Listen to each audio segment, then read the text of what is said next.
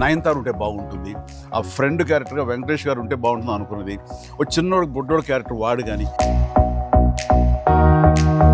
నయనతార మనం అడిగిన తక్కువ టైం అంతా డేట్లు ఇస్తే మాకు ఊహించలేదు.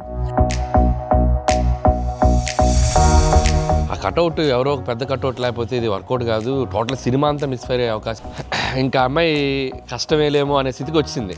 డ్రాప్ అయిపోదాం అనుకున్న టైంలో ఫోన్ చేసింది ఆ అమ్మాయి. సో ఈ సినిమా ఇంత పెద్ద సక్సెస్ అయ్యాక సో ఇద్దరు స్టార్స్ని, ముఖ్యంగా చిరంజీవి గారిని వెంకటేష్ గారిని భలే కలిపే వాళ్ళిద్దరిని ఎలా తీసుకొచ్చావు అని వస్తున్నప్పుడు ఒక ఫస్ట్ టైం ఇలాంటి ఆలోచన నాకు వచ్చినందుకు నేను చాలా ప్రౌడ్గా ఫీల్ అవుతాను. ఫస్ట్ నీకు వచ్చింది ఆలోచన సార్. మీకు గుర్తుందా? రాజా రాజా నన్ను రాజా రాజా అని పిలిచే మా నాన్నగారు నాయుడు గారు అది ఫస్ట్ రాజా మీ ఇద్దరితో సినిమా తీయాలి రాజా, నువ్వు ఎప్పుడు ఇస్తావు చెప్పాడు. నేనేమండి మీరు ఎప్పుడు కథ రెడీ రెడీ అండి, నేను వెంకితో చేయడం ఇదేముంది, నా బ్రదరు కచన్ చేస్తా అంతా మీ దగ్గర చేయడం మరీ ఆనందం అన్నాను. అలాగే రాజా నేను కథ వస్తా అన్నారు, అది కుదరలేదు. ఏదో ఫస్ట్ నీకే వచ్చినట్లుగా నువ్వే అనుకున్నట్టుగా ఏం అక్కర్లేదు బాబు, కానీ తిరు బాబు. సరే, anyhow that is a blockbuster thought. అది మూవీ మొగల్ అది కాదు కానీ ప్రొడ్యూసర్ అడగాలి ఇట్లాగా. మీరిద్దరికి వెంకితోటి చేయాలని మాకు అనిపించిన తర్వాత, మీ దగ్గర ప్రపోజల్ పెట్టిన తర్వాత మీరు బడ్జెట్ వైజ్ కానీ ఇంకో రకంగా కానీ ఇద్దరు భరించగలం అన్న టెన్షన్ కానీ ఏదైనా అనిపించిందా? అయితే వావ్ గుడ్ ఐడియా వావ్ అనిపించింది మనకి ఎప్పటి నుంచో అనుకున్నాం కదా వెంకీ సార్తో చేయాలి మనం, వి షుడ్ మీకు అనిపిస్తుంది. So I have been waiting for that time. So luckily ఇప్పుడు అనిల్ గారు ఐడియా తోటి దిస్ డ్రీమ్ కేమ్ ట్రూ.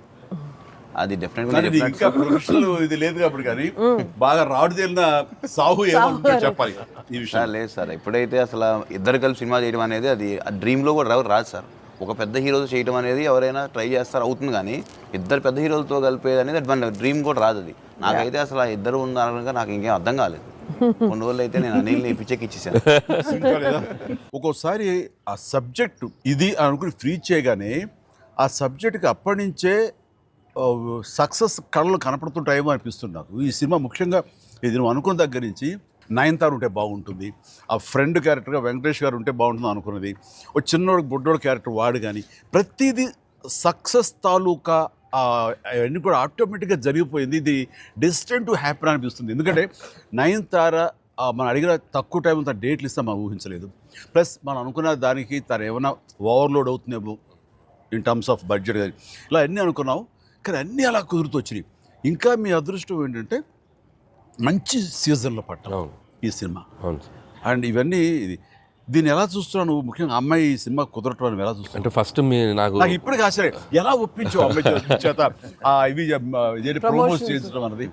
అంటే ఫస్ట్ చాలామంది ఆప్షన్స్ అనుకున్నప్పుడు సార్ నాకు మైండ్లో కొడతా ఉంది, మీకు వేలు చూపించి వార్నింగ్లు ఇవ్వటాలు, మీ ముందు అలా అసలు మీరు అమ్మాయిని చూసి కొద్దిగా అలా బెరుకుగా ఉండటాలు, ఆ కటౌట్ ఎవరో ఒక పెద్ద కటౌట్ లేకపోతే ఇది వర్కౌట్ కాదు, టోటల్ సినిమా అంతా మిస్ఫైర్ అయ్యే అవకాశం ఉంది, ఎవరిని పెట్టినా కూడా అసలు ఆర్టిఫిషియల్గా ఉంటుంది అని నయనతారగానే ముందు సాహు గారికి థ్యాంక్స్ చెప్పాలి సార్. ఎందుకంటే ఆ ఛానల్ని ఎక్కువసేపు కదిపి ఇది చేశారు. తర్వాత సుస్మిత గారు అటు నుంచి నరుక్కొచ్చారు.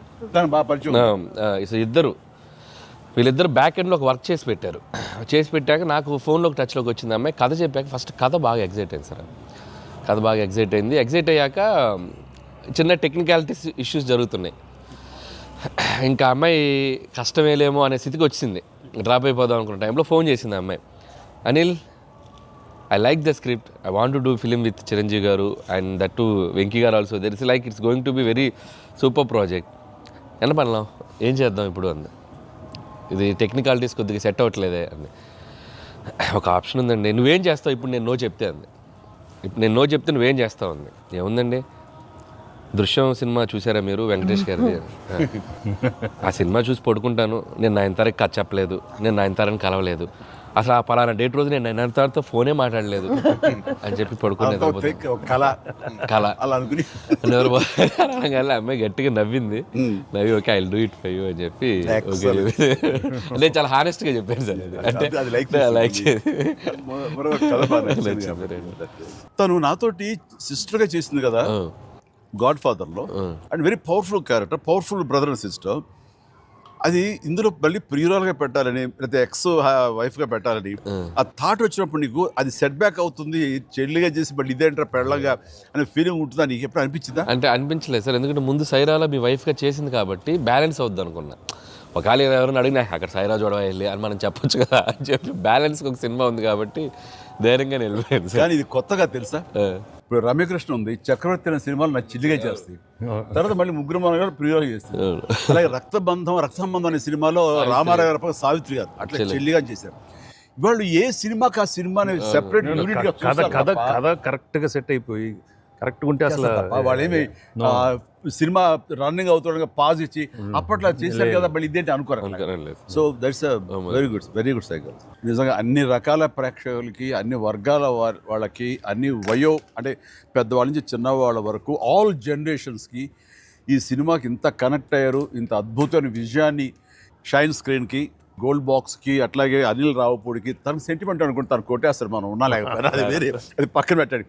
సో వెంకీ గారికి మాకు ఇంత ఆనందాన్ని ఇచ్చి, ఇంత పెద్ద సక్సెస్ని ఇచ్చి నిజంగా చెప్తాను మనస్ఫూర్తిగా కృతజ్ఞతాపూర్వకంగా నిజంగా ఆడియన్స్కి మేము ఎప్పుడు రుణపడి ఉంటాము. అండ్ నా మిత్రుడు, సోదర సమానుడు వెంకీ చాలా పెద్ద మనసుతోటి ఈ సినిమా ఒప్పుకొని దానికి పూర్తి స్థాయిలో మనసావాచ కర్మణ ఇన్వాల్వ్ చేసి ఇది ఇంత రక్తిగడ్డానికి ఫినిషింగ్ వచ్చేసరి సినిమా ఆ మరో లెవెల్ వెళ్ళడానికి కారణమైనటువంటి నా మిత్రుడు కూడా మీ అందరి సమక్షంలో నా హృదయపూర్వక ధన్యవాదాలు తెలియజేస్తాను. అండ్ అనిల్, నువ్వు మాట అన్నావు లాస్ట్ షాట్ మా ఇద్దరి మీద నువ్వు తీసినప్పుడు, ఎంకి మళ్ళీ ఎప్పుడు మనం కలుద్దాం అంటే any time boss whenever you say yes ready అన్నప్పుడు నువ్వేమన్నావు, ఆ లాస్ట్ డైలాగ్ వింటుంటే మళ్ళీ మీ ఇద్దరు కాంబినేషన్ ఒక సినిమా చేయాలని ఉందని నువ్వు అన్నావు కదా సార్. నిజంగా చెప్తాను ఈ రోజున నువ్వు బెస్ట్ స్క్రిప్ట్తో రా, నాది చిన్న క్యామియో అని పర్వాలేదు, మెయిన్ లీడ్గా మా బ్రదర్ నువ్వు తీయి, అందులో నేను మళ్ళీ ఇలాంటి క్యామియో వేసి అక్కడ నేను నిలబెడతాను. Yes, so bonus, mega bonus.